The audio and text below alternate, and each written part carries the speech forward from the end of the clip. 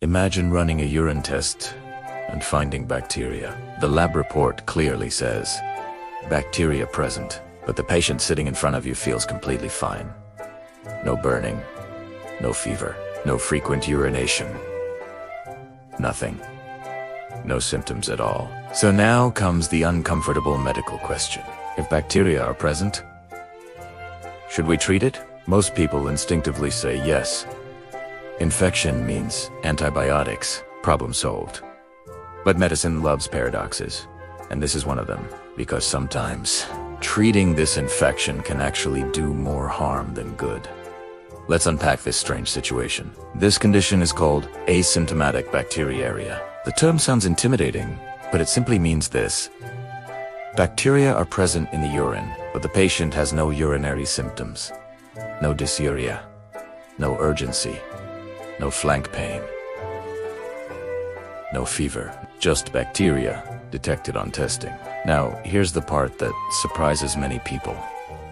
Bacteria in urine does not always mean disease. Our urinary tract is not always the sterile fortress we imagine. In some individuals, bacteria can quietly exist without causing inflammation or tissue damage. It's more like peaceful coexistence rather than invasion. And when there's no inflammation and no symptoms, the body often tolerates it perfectly well. So if someone feels fine, why not just give antibiotics anyway? After all, antibiotics remove bacteria, right? In theory, yes. But in real life, antibiotics come with consequences. Every unnecessary antibiotic course increases the risk of antibiotic resistance. Bacteria learn. They adapt. They evolve. The more we expose them to antibiotics without real need, the faster we create strains that no longer respond to treatment. And when a true infection eventually occurs, those resistant bacteria become much harder to treat. Antibiotics also disturb the body's natural microbial balance. This can lead to complications like diarrhea, drug reactions, and even infections such as clostridioids, a serious antibiotic-associated disease. So medicine had to ask a difficult question. If a patient has bacteria but no symptoms, does treating it actually improve outcomes? Decades of research produced a clear answer. In most people, treating asymptomatic bacteriuria does not reduce complications. It does not prevent future infections. It does not improve survival. It simply exposes the patient to unnecessary medication. Because of this, modern clinical guidelines recommend not treating asymptomatic bacteriuria in most cases. Yes, even if bacteria are clearly present in the urine, but medicine is never that simple. There are a few important exceptions where treatment is necessary. The first is pregnancy.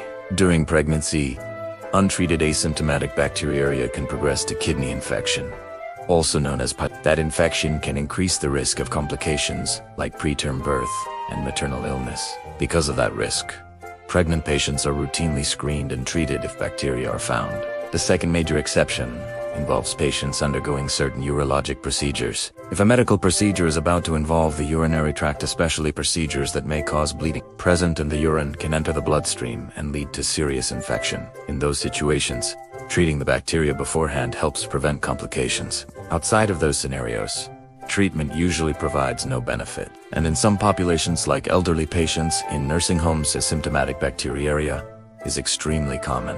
Many older adults will have bacteria detected in urine tests, even when they are perfectly stable. Treating every positive urine culture in that setting leads to massive antibiotic overuse. And that fuels one of the biggest global threats in modern medicine: antimicrobial resistance. This is why clinicians must be careful with urine testing itself. If we test people who have no urinary symptoms, we often find bacteria that would never have caused harm. That discovery then creates pressure to prescribe antibiotics that were never needed. Sometimes the best medical decision is not to treat, and that idea can feel uncomfortable.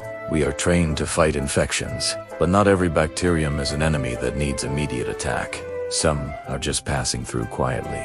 So the next time you see a lab report showing bacteria in urine, remember this paradox. Bacteria alone does not define disease. Symptoms matter.